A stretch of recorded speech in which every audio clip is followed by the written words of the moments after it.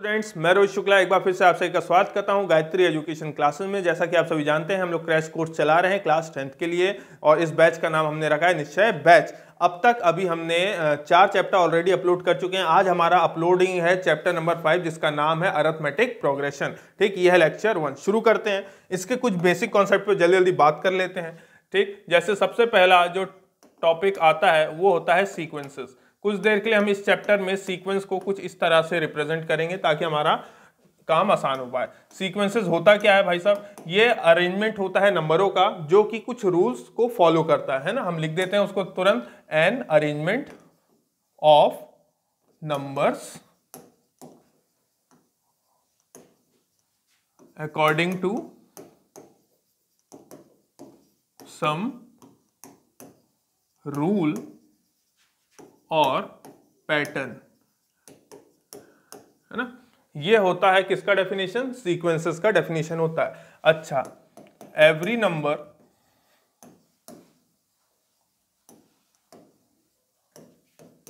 Occur in sequence are called terms. उस sequence में जितने भी नंबर्स आएंगे उन सबको हम लोग क्या बुलाते हैं कि भाई साहब ये एक प्रकार की क्या है? टर्म है। ठीक, कैसे रिप्रेजेंट करते हैं, है ना? रिप्रेजेंटेड बाय, रिप्रेजेंटेड को हम इस तरीके से लिखेंगे, है ना, REP dot represented by A1 A2, है ना, बीच में कॉमा से separation A3 and so on. ठीक, इसके लिए यदि कुछ एग्जांपल हम लोग लें, जैसे कि मान लीजिए आप देखिएगा, मैं यहाँ पे लिख रहा हूँ 1 3 5। अगला नंबर आपने खुद ही समझ लिया होगा। क्यों? क्योंकि आपको क्या समझ में आ गया? पैटर्न और रूल समझ में आ गया, तो आप लोग खुद ही समझ रहे होंगे अगला नंबर है 7 एंड सो ऑन। ठीक, एक और एग्जांपल लेते हैं। सपोज मैंने बोला 1 3 9 27, तो आप लोग रूल समझ गए होंगे कि यहाँ पे अगला नंबर क्या होने वाला है। ठीक, क्यों? क्योंकि आप देख रहे हो ये 3 की पावर 0 लिखा हुआ है, ये 3 की पावर 1, ये 3 की पावर 2, ये 3 की पावर 3, यानी कि यहाँ पे जो भी चल रहा है वो किस तरीके का रूल चल रहा है? 3 के ऊपर में पावर है। ठीक, तो ये जो फॉर्म होता है ये क्या कहलाता है? सीक्वेंस। और इसका हर नंबर अपने आप में क्या है? टर्म्स है।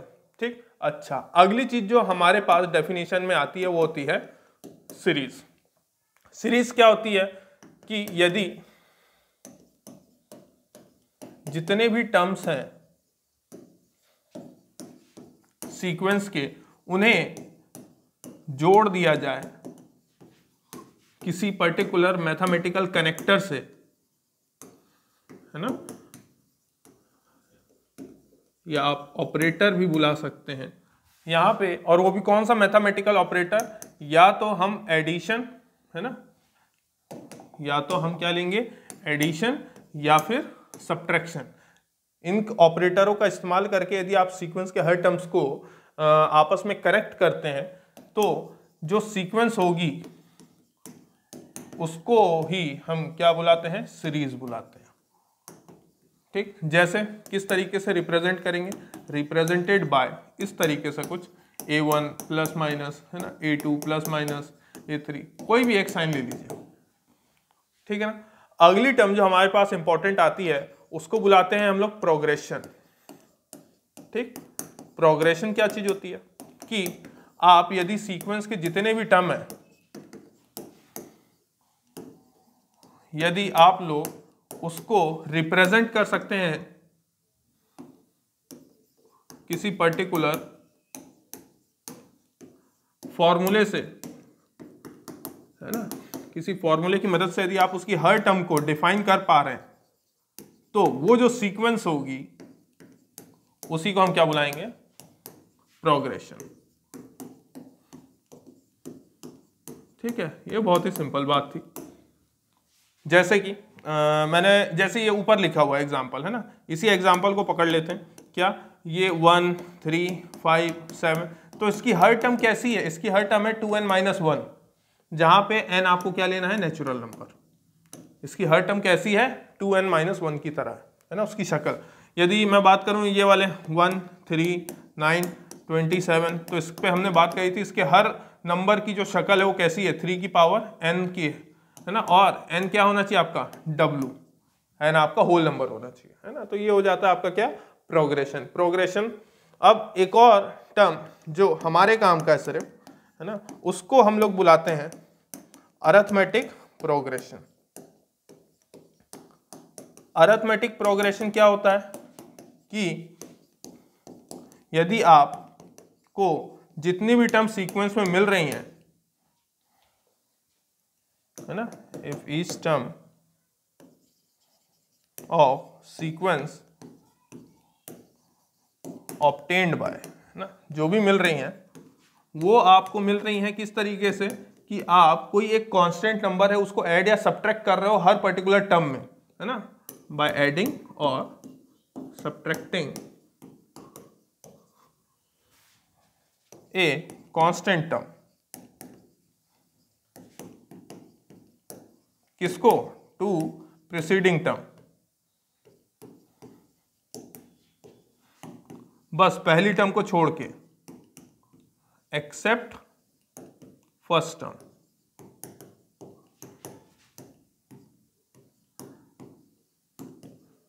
Then the sequence is called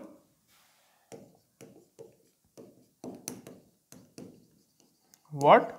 Then the sequence is called arithmetic progression, है ना। और अरिथमेटिक प्रोग्रेशन को शॉर्टकट में एपी लिखा जाता है, अरिथमेटिक प्रोग्रेशन। ठीक, अच्छा, और ये जो कांस्टेंट टर्म है, ये कांस्टेंट टर्म बेसिकली क्या होता है? ये होता है common difference.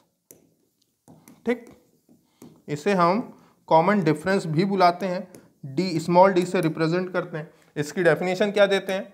The constant difference, है ना, the constant difference between two consecutive terms, two consecutive terms is called common difference. क्या लिखने का क्या तरीका होगा? जैसे हमारे पास सीक्वेंस है ना, सपोज ये एपी है, तो कैसे लिखेंगे हम कि जब A2 में से A1 घटाएं, चाहे तो हम A3 में से A2 घटाएं, है ना, इस तरीके से, या फिर हम A4 में से A3 घटाएं, एंड सो ऑन करके बिल्कुल एन टर्म में से उससे पहले वाली टर्म घटाएं, तो हर बार वो कांस्टेंट नंबर मिलेगा जिसको हम क्या बोलते हैं? डी बुलाते हैं। ठीक, ये क्या होता है? Common difference. और ये किसकी खासियत होती है? ये एपी की खासियत होती है। एपी में हर टर्म के बीच का जो डिफरेंस होता है वो क्या होता है? सेम होता है, कॉमन होता है। ठीक, तो ये कुछ बातें हैं जो हमें पता होनी चाहिए। अच्छा, एक और बात,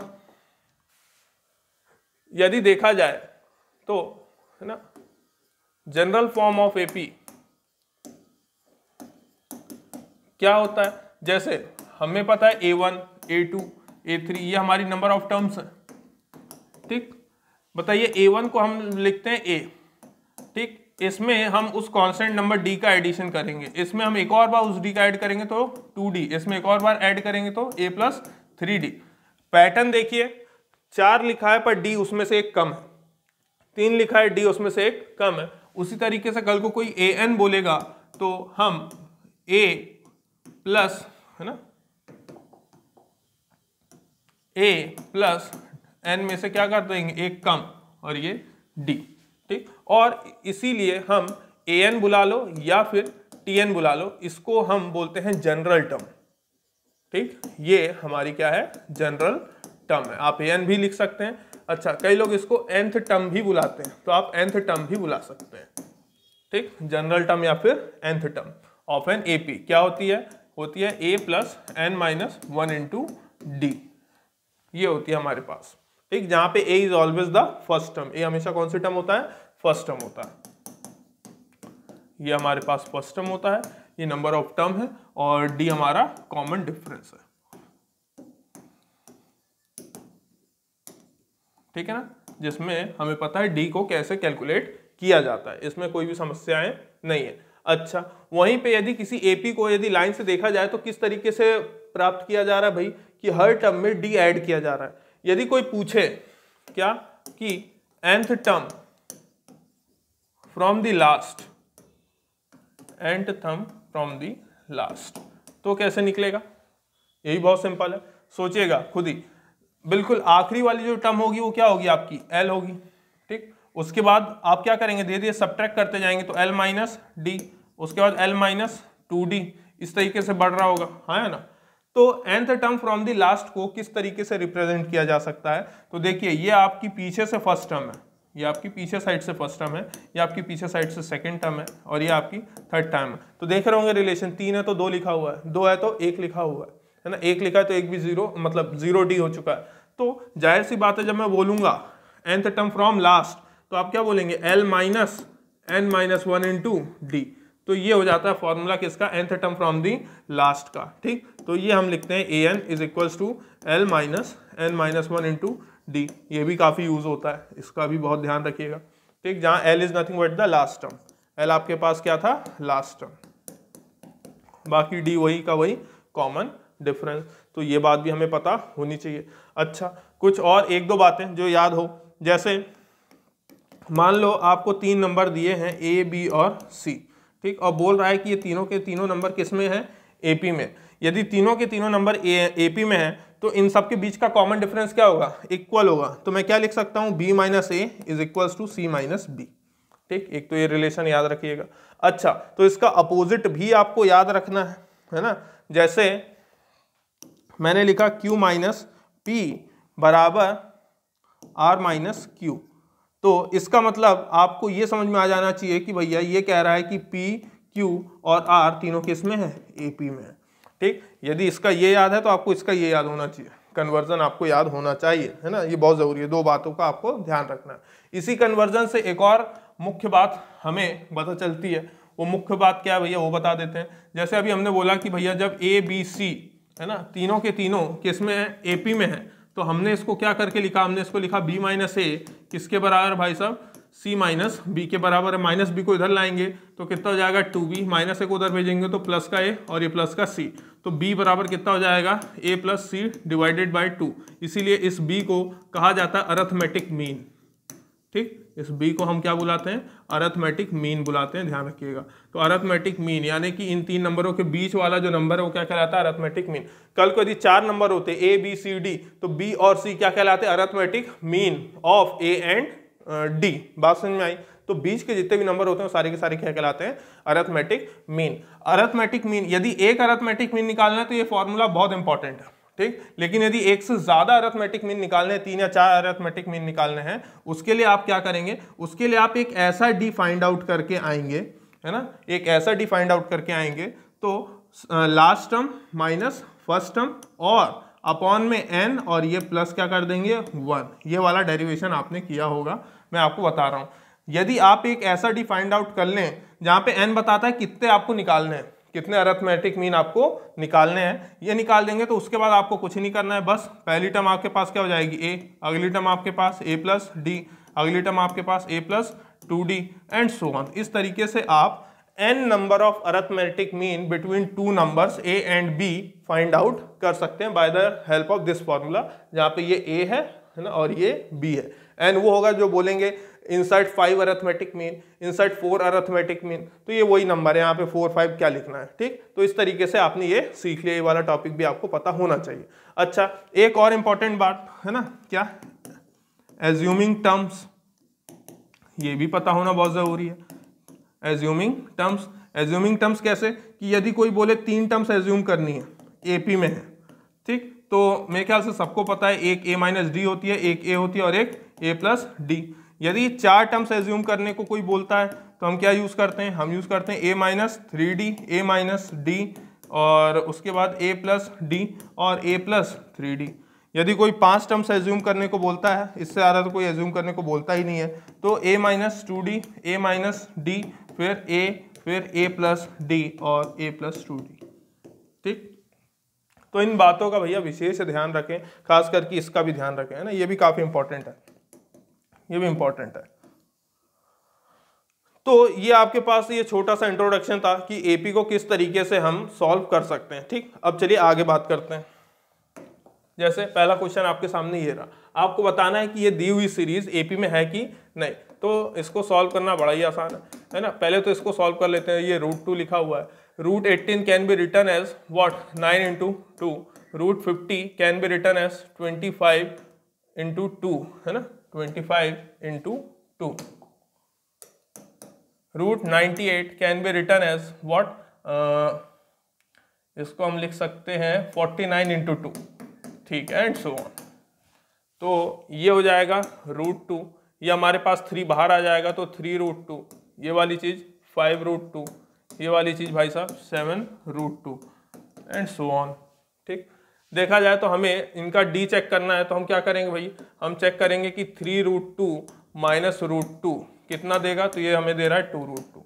उसी तरीके से हम यदि देखें 5√2 माइनस कितना 3√2, तो ये भी बदले में हमें कितना दे रहा है 2√2। और 7√2 माइनस हम क्या करके देखें यदि 5√2, तो भी हमें क्या मिल रहा है 2√2। यानी कि देखा जाए तो इसके पास डी कितना आ रहा है 2√2, यानी कि दी हुई series, the given series is in AP, है ना। तो बस हो गया सॉल्व, इज इन एपी। तो किसी को भी यदि एपी में दिखाना है तो उसका कॉमन डिफरेंस चेक कर लो कि कॉमन डिफरेंस सब में सेम आ रहा है कि नहीं आ रहा है। नेक्स्ट क्वेश्चन पे चलते हैं। आइए देखिए अगला क्वेश्चन आपके सामने ये रहा, आपको मिडिल मोस्ट टर्म निकालना है इस एपी का। तो मिडिल टर्म निकालने के लिए पहले ये तो पता हो कि इसमें नंबर ऑफ टर्म्स कितनी है। तो चलिए निकालते हैं नंबर ऑफ टर्म्स इसमें पहले तो कितनी है ना। हम जानते हैं कि जो आखिरी टर्म दी हुई है हम उसको मान लेते हैं सपोज कि an हमारे पास कितना है 49।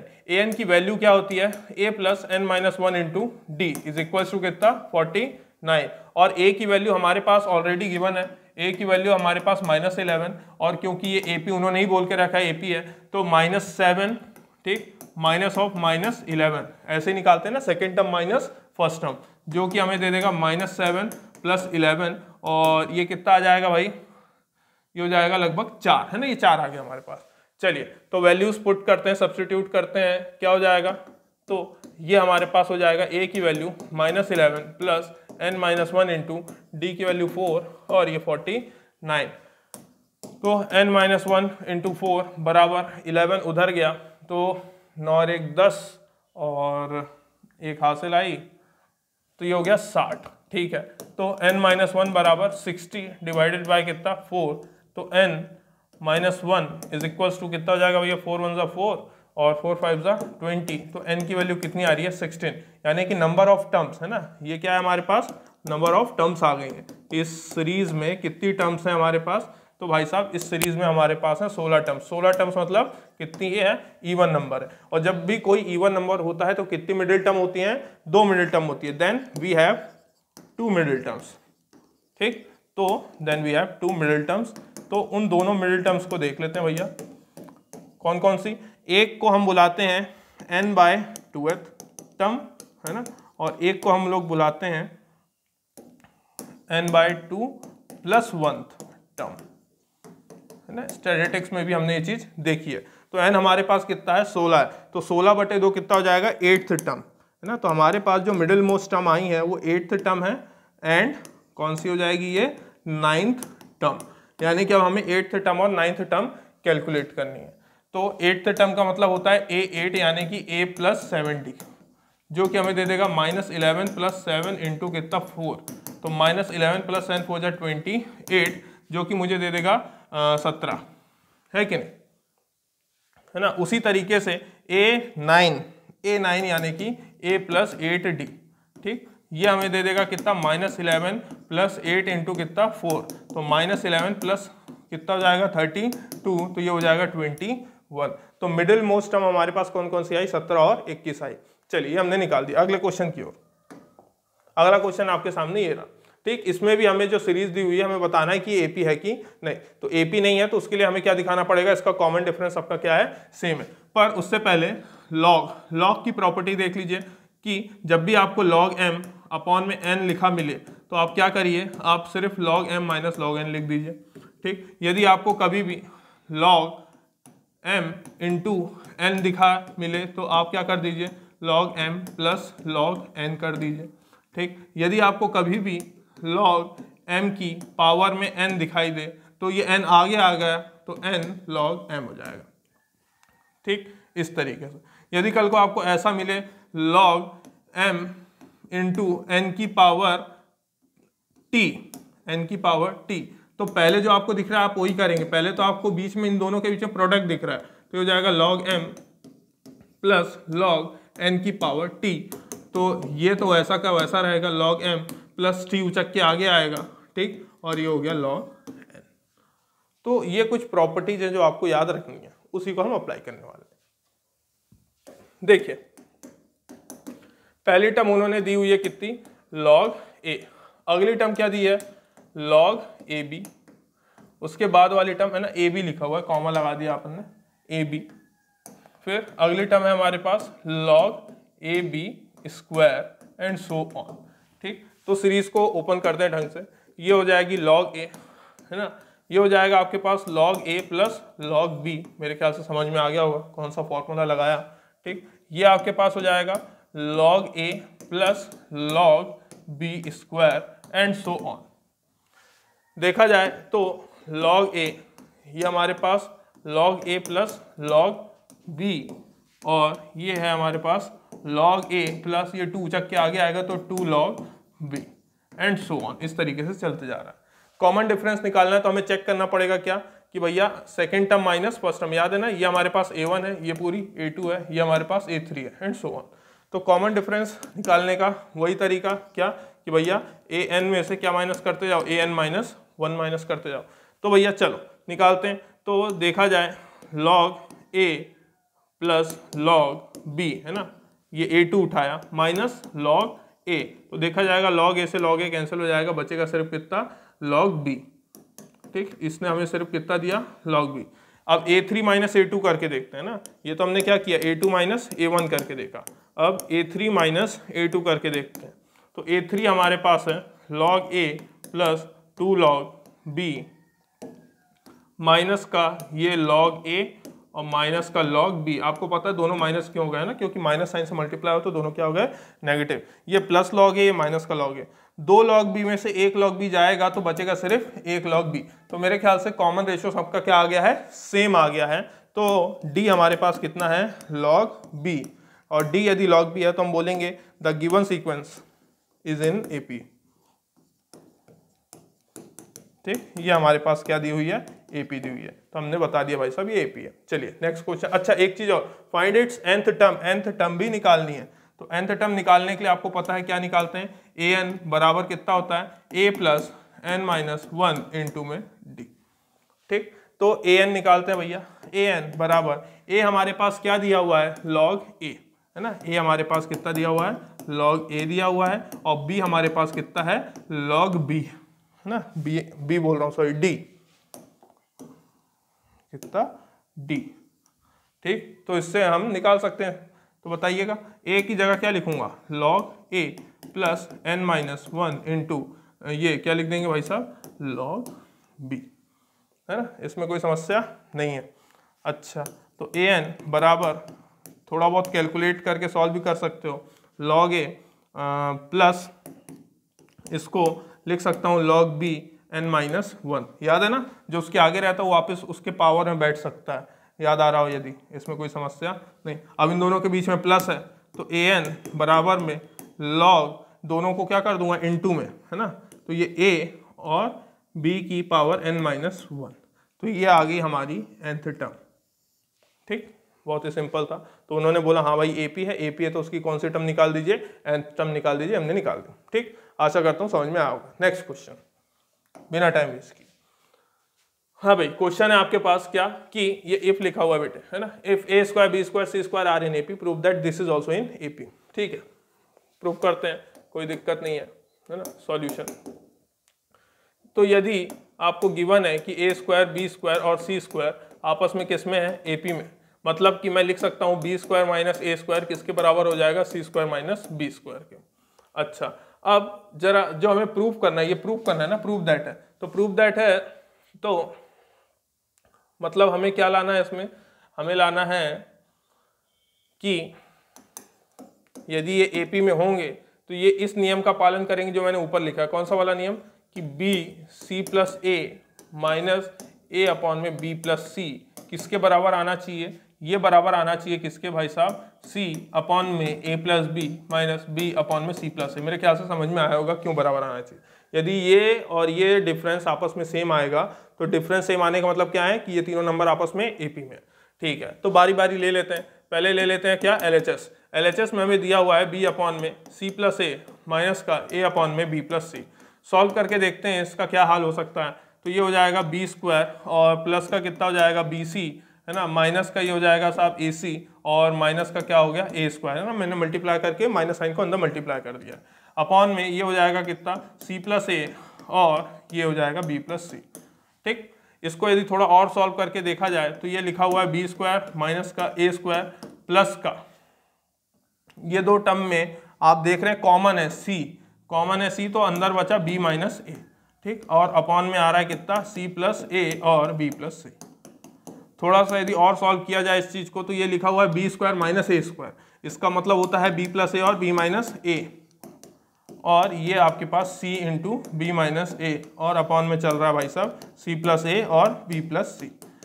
अंदर से बी माइनस ए कॉमन आ रहा है, तो बी माइनस ए को जैसे ही कॉमन निकालेंगे तो अंदर क्या बचेगा, अंदर बचेगा b प्लस ए प्लस सी, है ना, b प्लस ए प्लस सी, यानी कि ए बी सी ही लिखा हुआ है, पर ठीक है उसको अरेंज करते रहिएगा आप लोग, c प्लस ए और ये b प्लस सी, है ना। ये आपने किसके लिए निकाला है, इसके लिए निकाला है। ठीक है, आगे बात करते हैं भाई। आगे हमारे पास जो दिया हुआ है, आगे हमारे पास RHS इसका जो है हमारे पास वो कितना है c अपॉन में a प्लस बी माइनस का b अपॉन में c प्लस ए। क्रॉस मल्टीप्लाई करेंगे तो ये हो जाएगा c का स्क्वायर प्लस का AC, ठीक, और माइनस का AB और माइनस का हो जाएगा b स्क्वायर। नीचे हमारे को मिल रहा है a प्लस बी और c प्लस ए। ठीक है, यदि इतना हो गया है तो ये इसके इक्वल्स में चल रहा है ना। अच्छा, फिर ये दिख रहा होगा सी स्क्वायर माइनस बी स्क्वायर लिखा हुआ है, तो ये लिख दे रहे हैं, और इन दोनों में से ये क्या कॉमन आ रहा है हमारे पास a, तो अंदर बचा c माइनस बी, और नीचे यहाँ पे चल रहा है a प्लस बी और c प्लस ए। ठीक है, अब ये दिख रहा होगा ये a square minus b square का फॉर्मूला आ गया है, तो ये बेसिकली लिखा हुआ है c प्लस बी और c माइनस बी और प्लस a, और यहाँ पे भी c माइनस बी, और होल अपॉन में चल रहा है हमारे पास a प्लस बी और c प्लस ए। इन दोनों से अपन c माइनस बी कॉमन निकाल सकते हैं, तो अंदर बचेगा, है ना, अंदर बचेगा भाई साहब कितना, ये बचेगा c प्लस बी प्लस ए अपॉन में a प्लस बी और c प्लस ए। अच्छा, अब क्या करें, ये RHS आ रहा है, RHS की वैल्यू इतनी आ रही है। इन दोनों को यदि अपन इक्वल साबित करना चाहते हैं तो ये दोनों भी आपस में क्या आने चाहिए, इक्वल आने चाहिए। तो उसके लिए अपन एक काम कर सकते हैं, देखिए a plus b plus c, a plus b plus c यहाँ पे मिल रहा है ना, c प्लस ए भी मिल रहा है, कमी है ना। अब ये दोनों दिक्कत दे रहे हैं, ये दोनों इसके पास नहीं है, तो इसको दे देते हैं। कैसे देंगे तुम्हें पता है, a प्लस बी है तो b प्लस सी इसको प्रोवाइड कराते हैं अपन, ऊपर नीचे क्या कर दिया मल्टीप्लाई, बी प्लस सी इंटू बी प्लस सी। ऐसा करने से सर क्या होगा, देखिए ऐसा करने से ये होगा, अब इसको चाहे तो आप बी प्लस सी पढ़ लो, या फिर सब लोग यदि समझदार हैं आप इसको सी प्लस बी भी लिख सकते हो, है ना, दोनों को कम्यूटेटिव प्रॉपर्टी होल्ड होता है। तो सी प्लस बी और सी माइनस बी हो जाएगा सी स्क्वायर माइनस का बी स्क्वायर, है ना, और बदले में यहाँ पे जो लिखा हुआ है ए प्लस बी प्लस सी उसको चुपचाप रहने दिया, अपॉन में जो चल रहा है क्या ए प्लस बी, बी प्लस सी और सी प्लस ए। ठीक, अब क्या करें, तो देखिए सी स्क्वायर माइनस बी स्क्वायर, हमने ऐसा कुछ रिलेशन निकाला था, सी स्क्वायर माइनस बी स्क्वायर किसके बराबर होता है, बी स्क्वायर माइनस ए स्क्वायर के बराबर होता है। तो यहाँ पे लगा दे रहा हूँ बी स्क्वायर माइनस का ए स्क्वायर, ठीक, बी स्क्वायर माइनस ए स्क्वायर, और यहाँ पे ए प्लस बी प्लस सी, और नीचे जो चल रहा हो तो है ही ए प्लस बी और बी प्लस सी और सी plus a. B square minus A square का मतलब होता है बी प्लस ए और बी माइनस ए, तो बी प्लस ए से बी प्लस ए कैंसिल हो जाएगा, है ना, ये मैं लिख दे रहा हूँ कोई बात नहीं, बी प्लस ए और बी माइनस ए, और ब्रैकेट में ए प्लस बी प्लस सी, और होल अपॉन में हमारे पास चल रहा है ए प्लस बी, आपको पता है ये दोनों कैंसिल होंगे, है ना, और यहाँ पे क्या बचा है बी प्लस सी और सी प्लस ए। क्या लगता है, देखिए अब पिछले वाले के जैसे सेम आ रहा है, b plus c b plus c, c plus a c plus a, b minus a b minus a plus b plus c, तो ये भी a plus b plus c, इसको अरेंज करके लिख दे रहा हूं मैं, ये a plus b plus c, देखिए सेम ये आ गया, ठीक, और ये किसके इक्वल है, ये इन भैया के इक्वल है, बी अपॉन में c plus a minus a upon में बी प्लस, ये हमारे पास इक्वेशन नंबर 1, ठीक, और ये भैया किनके इक्वल है, ये भैया के इक्वल है सी अपॉन में a plus b minus b upon में सी प्लस ए के इक्वल है, ठीक, इसको ढंग से यदि लिखें अपन, क्या है ना, हालांकि समझ में आ ही गया होगा आपको। अब मैं बोल रहा हूँ भाई साहब ये मेरे पास इक्वेशन नंबर 2, ये इक्वेशन 1 इक्वेशन 2, तो दोनों आपस में क्या आ चुकी हैं, इक्वल। तो यदि इनके ये वाले पोर्शन इक्वल हैं तो ये दोनों भी आपस में क्या होंगे, इक्वल होंगे। तो यदि ये दोनों भी आपस में इक्वल हैं तो हम बोल सकते हैं हेंस, ये जो भी लिखा था क्या कि b upon c plus a minus a upon b plus c किसके इक्वल है भाई, c upon a plus b और minus b upon c plus a. और आपन ने अभी पीछे सीखा था, याद होगा कि जब b minus a is equal to c minus b होता है तो मतलब a b c are in a p, तो ये वैसा ही कुछ लिखा हुआ है। ठीक, यदि वैसा लिखा हुआ है इसका मतलब कि a अपॉन में b plus c, b upon में c प्लस ए और c अपॉन में a plus b are in a p, are in a p, hence proved. ठीक, तो इस तरीके से रिलेशन का इस्तेमाल किया है ना। यहाँ पे multiplying and dividing by b plus c आप लिख लीजिएगा, है ना, यहाँ पे multiplying and dividing by b plus c. तो देखिए इस तरीके से रिलेशन आपको मिल गया।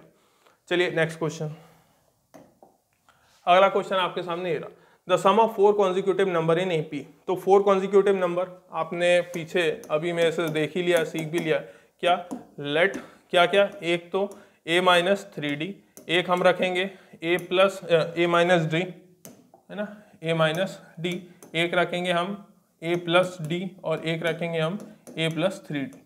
ठीक, लेट, है ना, लेट क्या, लेट में पहले लिख लिया, b 4 कॉन्जिक्यूटिव नंबर्स, ना, कॉन्जिक्यूटिव नंबर्स। अच्छा, अब क्या बोल रहा है कि कंडीशन दे रहा है भाई साहब कि इन सबको जब प्लस करेंगे, है ना, a minus 3d plus a minus D plus a plus D और प्लस a प्लस 3d, तो इन सब का सम हमें कितना दे रहा है, 32। तो दिख रहा होगा माइनस का 3d प्लस का 3d कैंसिल, माइनस का d प्लस का d कैंसिल, आ गया यहाँ पे टोटल 4a बराबर कितना 32, तो a बराबर कितना आ गया 8। ठीक है, अच्छा, and the ratio of the product of first and last term, तो ये हमारी फर्स्ट टर्म है और ये हमारी लास्ट टर्म है, इन दोनों का यदि मैं प्रोडक्ट लूँ a माइनस 3d, ये हमारे को second condition, a minus 3d और a प्लस 3d, और इसका रेशियो किसके साथ लेना है, मिडिल दो टर्म्स के बीच में, है ना, a माइनस डी और a प्लस डी। तो रेशियो हमें जो मिलता है वो रेशियो कितना होता है, वो रेशियो होता है 7/15। सॉल्व करने के बहुत से तरीके हैं, इनमें आपको कोई समस्या आनी नहीं चाहिए। ठीक, देखा जाए तो ये लिखा हुआ है कितना, ये लिखा हुआ है a स्क्वायर माइनस का 9d स्क्वायर और अपॉन में लिखा हुआ है a स्क्वायर माइनस का d square is equal to कितना 7/15। ठीक, जैसे ही मैं a की वैल्यू रखूंगा, है ना, a की वैल्यू जैसे ही रखूंगा, यानी कि यहाँ पे क्या आ जाएगा भाई साहब, ये लिखा हुआ है 8 स्क्वायर माइनस का 9d स्क्वायर अपॉन में 8 स्क्वायर माइनस का d स्क्वायर बराबर में कितना 7/15। यदि इतनी बात समझ में आई है तो हम क्या कर रहे हैं, मैं इन दोनों, है ना, लेफ्ट साइड वाली क्वांटिटी को भी 1 में से सब्ट्रैक्ट कर रहा हूं। ठीक, इस तरीके से, और राइट साइड वाली क्वांटिटी को भी 1 में से सब्ट्रैक्ट कर रहा हूं। ठीक, इक्वालिटी मेंटेन रहेगी, इक्वालिटी में कोई भी चेंज नहीं आएगा। एलसीएम लूंगा तो मेरे को यहाँ पे मिलेगा कितना, ये हो जाएगा 8 स्क्वायर माइनस का d स्क्वायर, दिख रहा होगा, है ना, 8 स्क्वायर माइनस का d स्क्वायर माइनस का 8 स्क्वायर और minus minus plus 9d square. ठीक, होल बाय हमें मिलेगा भाई 8 स्क्वायर माइनस का d स्क्वायर और इज इक्वल टू में कितना चल रहा भैया 15 माइनस 7 अपॉन में 15।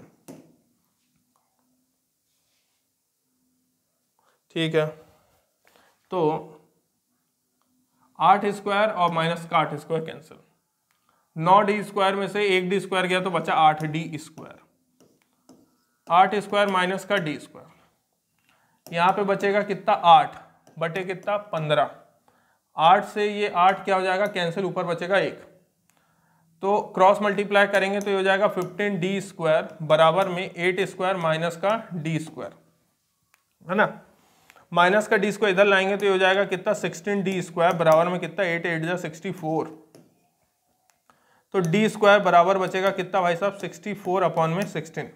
16 के पहाड़े पे भाई साहब दुनिया जानती है 4 बार में 64 आता है, 64 आता है, तो d बराबर जैसे स्क्वायर रूट लूंगा तो ये आ जाएगा प्लस माइनस का 2, तो d की हमारे पास दो वैल्यूज है प्लस माइनस का 2 और a की वैल्यू है हमारे पास a इज इक्वल टू कितना 8। हमें नंबर निकालना है, तो आप जानते हैं क्या करना है ना, आपको पता ही है। और कॉन्जिक्यूटिव नंबर है तो एक नंबर पता चल गया है, डी भी पता चल गया है, तो कुल मिला के 2 सीरीज बनेंगी आपके पास, है ना। एक तो आप ए बराबर क्या ले लीजिए 8 और डी बराबर कितना ले लीजिए 2, और एक बार आप ए बराबर 8 ले लीजिए और एक बार डी बराबर क्या ले लीजिए -2। ठीक, तो ये हो जाएगा 8, फिर अगला हो जाएगा 10, अगला कितना हो जाएगा भैया 12, अगला कितना हो जाएगा 14। अच्छा, यहाँ पे क्या लेंगे भाई साहब, ये लेंगे आप 8, फिर कितना 6, फिर कितना 4, फिर कितना 2। इस तरीके से काम बनेगा, है ना, कोई दिक्कत नहीं है। तो ये आपका क्वेश्चन सॉल्व हो गया। अगले क्वेश्चन की ओर आपके सामने क्वेश्चन ए रहा था, digit of a positive number of 3 digit, है ना। तो पॉजिटिव नंबर, कोई भी पॉजिटिव नंबर ऐसा जो 3 डिजिट वाला हो ले लिया अपन ने, सपोज 345, ठीक, और ऐसा लिया तो इसको लिखने का जो कायदे का जो तरीका होता है वो होता है कितना 300, है ना, ढंग से लिख के दिखा दे रहा हूँ, 300 + 40 + 5। और कायदे से आपने इसको यदि ओपन करना सीखा होगा तो ये लिखा ऐसे मिलता था 100 × 3 + 10 × 4 + 1 × 5, जहाँ पे ये वंस की प्लेस, ये टेंस की प्लेस और ये 100 की प्लेस, ये 3 डिजिट नंबर को लिखने का कायदे का तरीका होता है 345 ना। इस तरीके से लिखा जाता है किसी भी 3 डिजिट नंबर को। ठीक, तो एक पॉजिटिव नंबर लिया है और उसके तीनों डिजिट्स क्या है एपी में। ठीक, the digits of a positive number of 3 digits are in AP and their sum is 15। तो ठीक है, सॉल्व कर लेते हैं। तो जब 3 डिजिट हमें एज्यूम करने हैं तो लेट a - d, एक है a और एक है a + d, और ये किसके डिजिट्स हैं, है ना। a - d किसको रिप्रेजेंट कर रहा है 3 को, है ना। a किसको रिप्रेजेंट कर रहा है सपोज 4 को, और a + d सपोज किसको रिप्रेजेंट कर रहा है 5 को। ठीक, इस तरीके से, है ना। अब इससे 3 डिजिट नंबर बनाने हैं, तो यदि इससे 3 डिजिट नंबर बनाने तो क्या करना पड़ेगा, 3 का मल्टीप्लाई 100 से प्लस 4 का मल्टीप्लाई 10 से प्लस 5 का मल्टीप्लाई 1 से। उसी तरीके से इसका 100 से, इसका 10 से और इसका 1 से मल्टीप्लाई हुआ, है ना। मेरे ख्याल से इसमें कोई दिक्कत नहीं है आपको। अच्छा, और ये बोल रहा है कि इन तीनों डिजिट्स का जब सम निकालो, है ना, तो वो कितना आ रहा है 15। तो ठीक है, a - d + a + a + d किसके बराबर है भाई साहब 15 के बराबर है। ठीक है, -d + d कैंसिल हो गया, ये हो गया कितना 3a बराबर कितना 15, तो a बराबर कितना आ जाएगा 3 × 5 = 15, a आ गया 5। ठीक है, अब पहले तो 3 डिजिट नंबर निकाल लेते हैं ना। तो जो हमारे पास ओरिजिनल 3 डिजिट नंबर बनेगा, ओरिजिनल 3 डिजिट नंबर, ठीक, वो किस तरीके से फॉर्म होगा, वो फॉर्म होगा भाई साहब कि 100 × a - d, अभी आपने बात करी, + 10 × a और प्लस का a + d। सॉल्व करके देखते हैं तो ये हो जाएगा आपके पास 100a माइनस का 100d प्लस का 10a + a और प्लस कितना d। सॉल्व करेंगे तो ये हो जाएगा 100a 10a और ये प्लस a हो गया 111a। ठीक, माइनस का 100d में से 1d जाएगा तो बचेगा माइनस का 99d। अच्छा, फिर साथ में क्वेश्चन बोल रहा है the number obtained by reversing the digits. तो ठीक है, नंबर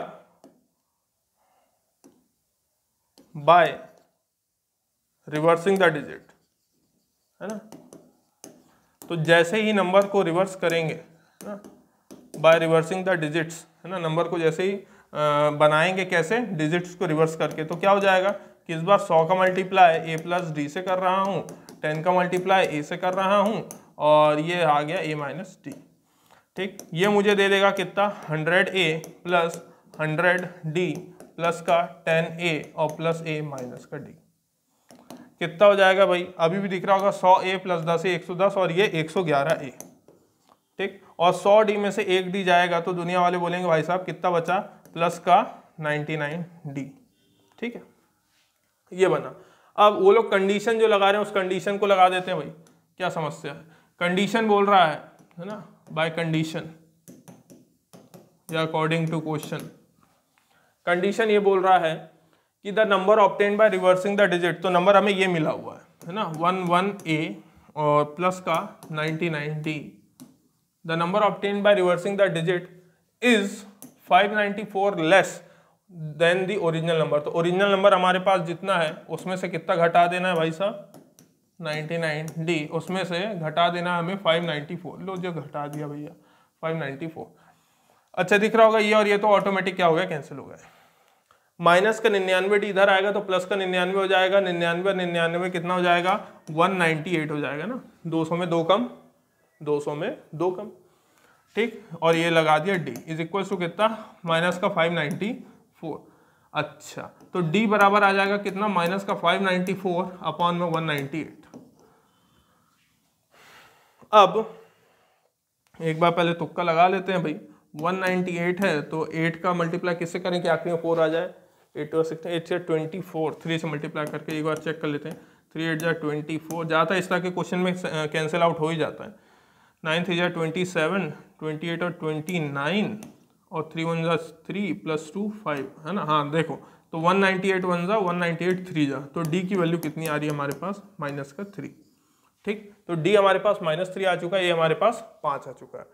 तो फाइंड द नंबर्स, तो a माइनस डी है, ठीक। तो पहला है हमारे पास a माइनस डी, यानी कि हम क्या करेंगे भाई साहब, 5 माइनस ऑफ -3, तो 5 + 3 विल बी 8।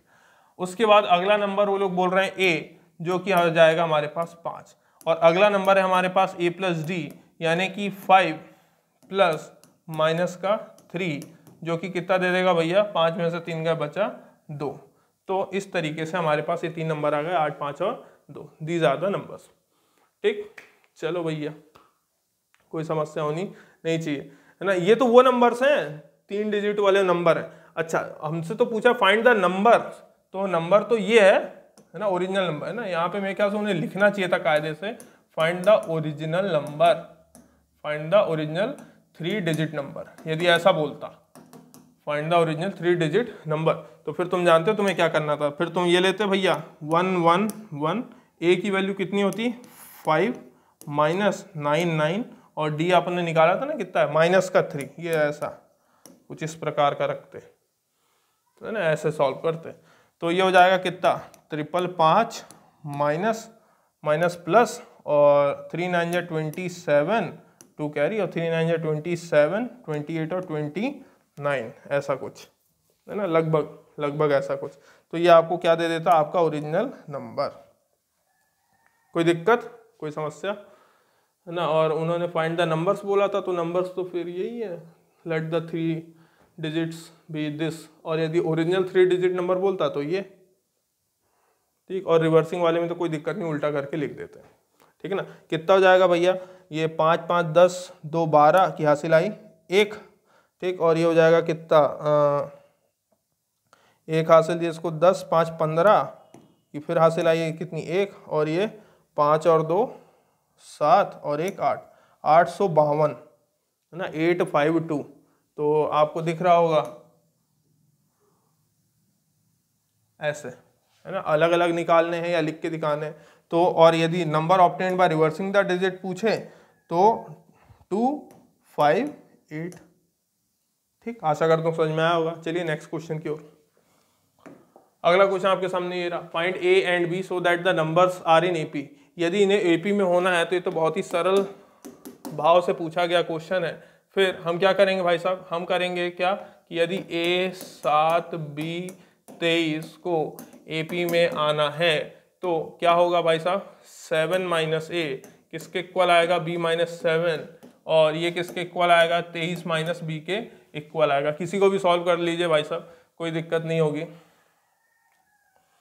जैसे b माइनस 7 बराबर 23 माइनस बी को यदि मैं उठाऊं तो माइनस बी इधर आ जाएगा तो ये हो जाएगा प्लस का 2b, और ये लिखा हुआ है 23 माइनस 7 उधर जाएगा तो प्लस का 7, तो 2b बराबर ये हो जाएगा कितना 30, तो b बराबर कितना हो जाएगा 30/2 यानी कि 15, b की वैल्यू कितनी 15। अच्छा अब यदि इसको करेंगे किसको, 7 माइनस ए बराबर b माइनस 7, तो 7 माइनस ए बराबर b की वैल्यू पता है, b की वैल्यू पता है 15, और माइनस का कितना 7, तो माइनस ए उधर भेज दे रहे हैं, ये रहा 7, और ये आ जाएगा कितना हमारे पास, है ना, ये आ जाएगा हमारे पास 8, और इस तरफ ले आएंगे तो कितना हो जाएगा भैया, 7 माइनस 8 बराबर में a, तो a की वैल्यू आ जाएगी माइनस का 1, है ना, कोई दिक्कत नहीं, ठीक है। अब a और b तो निकालना था, तो निकाल दिया भैया। तो a आपके पास है -1, ठीक, उसके बाद 7 और बी कितना निकाला रे भाई 15 और फिर 23, ये निकाल दिया आपने एपी। ठीक है, चलिए नेक्स्ट क्वेश्चन। अगला क्वेश्चन आपके सामने ये रहा, 2 एपी दी हुई है, देखिए सॉल्व करने का प्रयास करिए, फिर इसको सॉल्व करें, जल्दी जल्दी करवाया मैंने आपको इसलिए। 2 एपी दी हुई है ना, such that the pth term of first AP is the same as qth term of the second AP. ठीक, देखिए derive a relationship between p and q, निकालते हैं। पहली एपी कितना दिया हुआ है 14, 21, 28, 35, ठीक, ये दिया हुआ है। तो ए तो देखा जाए तो कितना है 14, डी देखा जाए तो कितना हो जाएगा 21 माइनस 14 बराबर आ जाएगा कितना 7।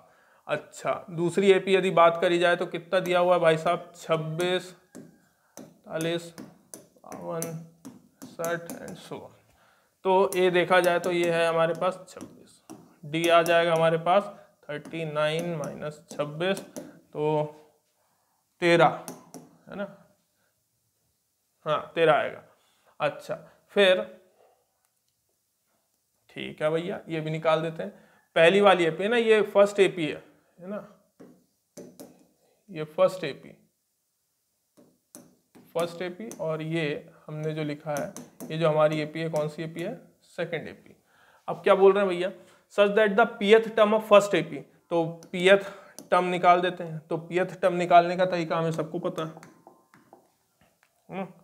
pth टर्म निकालने का मतलब होता है ए पी बराबर में a plus P minus 1 into में डी। तो a हमारे पास कितना हो जाएगा 14 प्लस p माइनस 1 और d हमने कितना निकाला था भाई साहब, उसका 7 निकाला था, ये 7।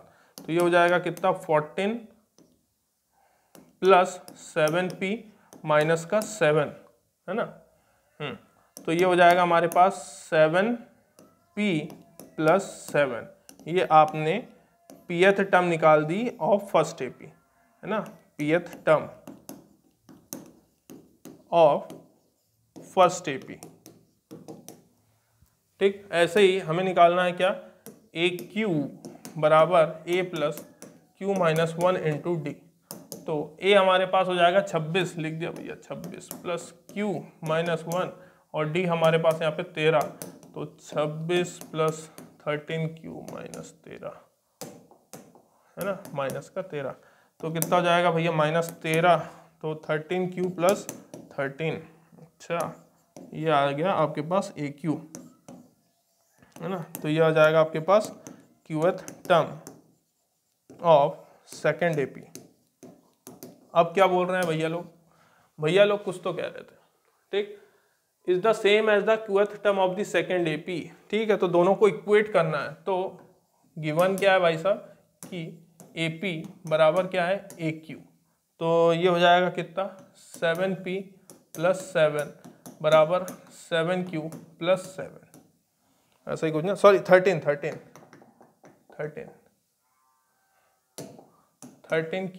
प्लस 13। तो 7p माइनस का 13q बराबर में 13 माइनस का कितना 7 है ना, तो ये आ जाएगा कितना 7p माइनस 13q और 7 3 10 3 13 यानी कि 6। ठीक, तो ये आ गया हमारे पास 7p minus 13q equal to 6।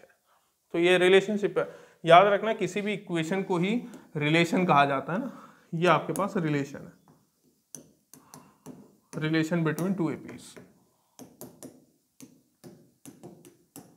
ठीक, आशा करता हूँ समझ में आया होगा। चलिए नेक्स्ट क्वेश्चन, अगला क्वेश्चन आपके सामने रहा, if a b c d e are in AP then find the value of this. अरे ये तो बहुत ही आसान सा क्वेश्चन आपके सामने रखा है। क्या बोला है, यदि ये सब क्या है एपी में है। अच्छा, तो देखो इसको करने का एक बढ़िया तरीका है, क्योंकि हमें उसकी सिर्फ वैल्यू निकालनी है। तो लेट, हमें कॉमन डिफरेंस तो पता है सबका सेम होता है, तो लेट द कॉमन डिफरेंस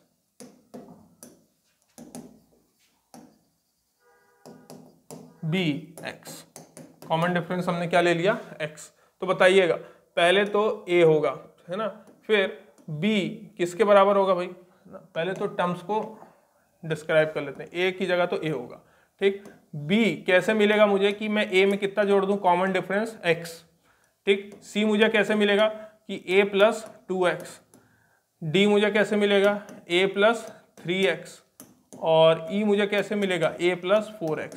मेरे ख्याल से इतनी बात सबके समझ में आई है ना, a plus x, a plus 2x, a plus 3x और a प्लस 4x। ना हमारे को जो गिवन है वो कितना दिया हुआ है, a माइनस का 3b प्लस का 3c माइनस का कितना d। ठीक, a की जगह तो मैं a ही रहने दूंगा -3, b की जगह मैं क्या लिख सकता हूँ a प्लस x लिख सकता हूँ प्लस 3, c की जगह मैं लिख सकता हूँ कितना a प्लस 2x तो मैं लिखूंगा भी, माइनस d की जगह मैं लिख सकता हूँ भाई साहब a प्लस 3x।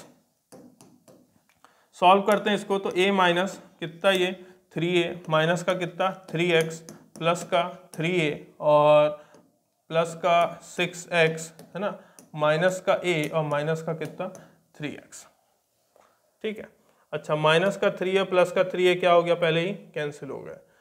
ठीक है, और क्या देखिए माइनस का 3x माइनस का 3x कितना हो गया माइनस का 6x और ये प्लस का 6x, ये सब भी क्या हो गया आपस में कैंसिल, और प्लस का ये और माइनस का ये भी क्या हो गया आपस में कैंसिल, यानी कि इसकी वैल्यू कितनी है 0। तो वैल्यू ही निकालनी थी, तो इस भैया की वैल्यू कितनी आएगी 0। तो हम यहाँ पे लिख देते हैं, तो therefore a minus 3b plus 3c minus d is equals to 0। ये आपके पास रिक्वायर्ड आंसर है ना, इसमें आपको कोई दिक्कत आई नहीं, बड़ा आसान सा क्वेश्चन। चलिए नेक्स्ट क्वेश्चन की ओर चलते हैं।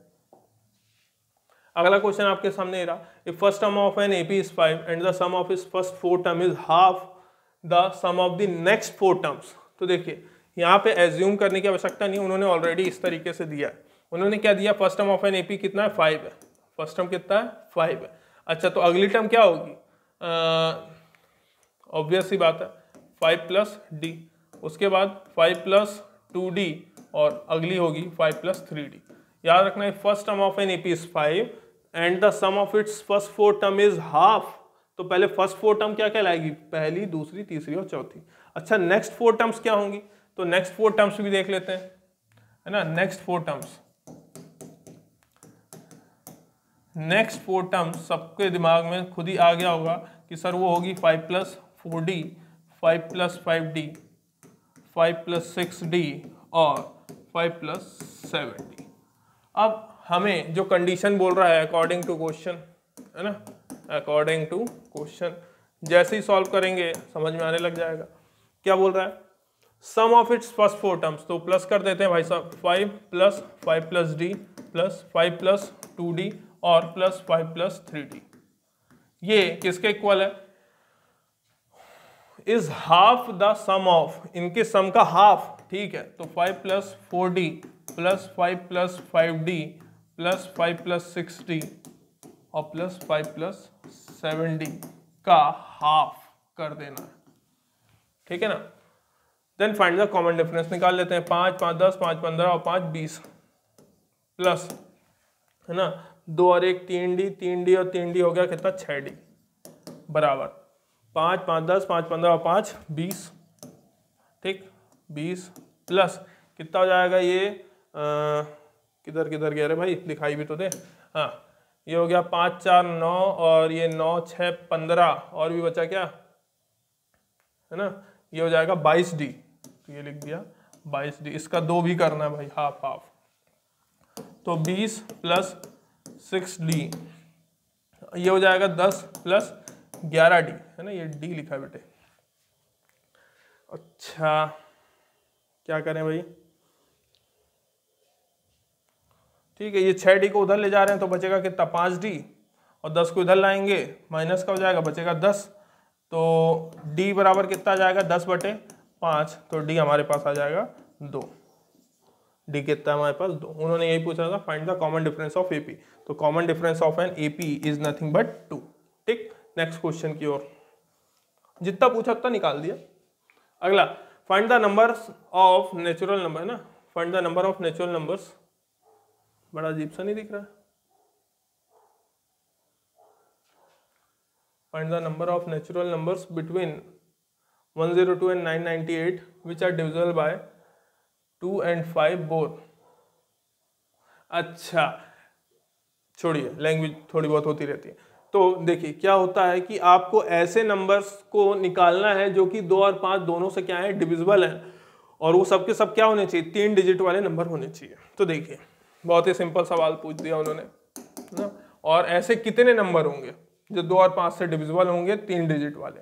तो पहला वो नंबर बताइए जो 2 और 5 दोनों से डिविजिबल है, तो आपको सबको पता है वो आएगा 110, ठीक, क्योंकि 5 से डिवाइड भी करना है उसको। और 2 5 जा कितना होता है 10 होता है, यानी कि आखिरी में 0 होना चाहिए। तो 110 के बाद अगला आएगा 120, 130, 140, ऐसे करते करते करते कहाँ तक जाना पड़ेगा 990, क्योंकि 998 डिवाइड नहीं है 2 से तो है लेकिन 5 से नहीं है, ठीक, यानी कि मुझे उसके पहले रुकना पड़ेगा। तो ये बन गई हमारी क्या एपी।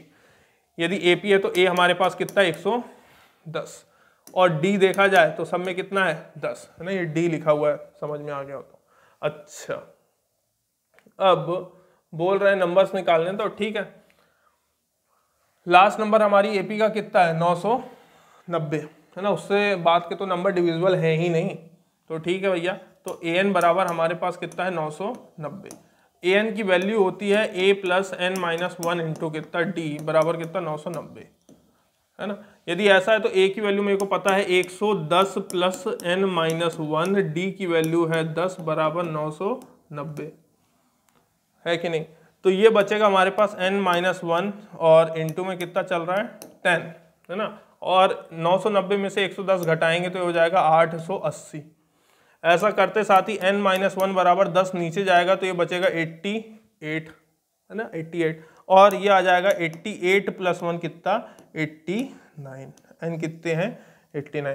तो ऐसे कितने नंबर हैं 102 और 998 के बीच में जो कि 2 और 5 से दोनों से डिविजिबल हैं, ऐसे 89 नंबर्स हैं, है ना। बहुत सारे नंबर हैं, दिख रहा होगा, ऐसे 89 नंबर है ना। अभी फिर 200, फिर 300 वाली सीरीज, फिर 400 वाली सीरीज, बहुत लंबी सीरीज है, तो उसमें ऐसे 89 नंबर हैं जो कि दोनों नंबरों से डिविजिबल होंगे एट अ टाइम, ठीक। ये हो गया, खत्म हो गया। अगला क्वेश्चन, अगला क्वेश्चन आपके सामने रहा, find the middle term of the AP. तो मिडिल टर्म निकालने के लिए अभी अपन ने पीछे बात करी थी कि हमें पहले नंबर ऑफ टर्म्स तो पता हो, तो हमें पता है कि ए हमें दिया हुआ है कितना 7, डी निकाल लेंगे कितना 13 माइनस क्या कर दें 7, है कि नहीं।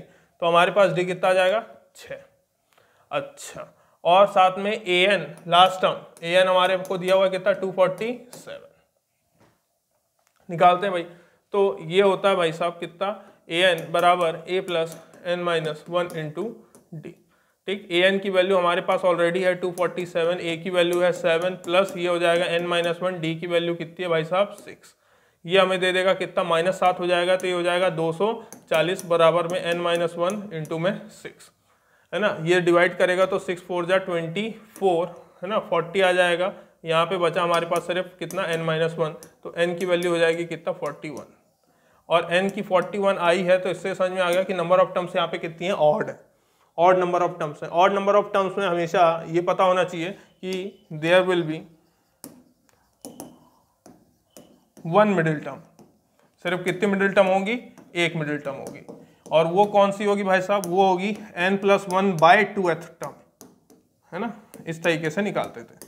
तो 41 को जोड़ूंगा 1 तो 42, ठीक। तो 42/2th टर्म हमें कैलकुलेट करनी है, जो कि हमें बोल रही है कि कौन सी 21वीं टर्म कैलकुलेट कर दीजिए, ठीक। तो 21वीं टर्म कैलकुलेट कर देते हैं, यानी कि A21 यानी कि A + 20D।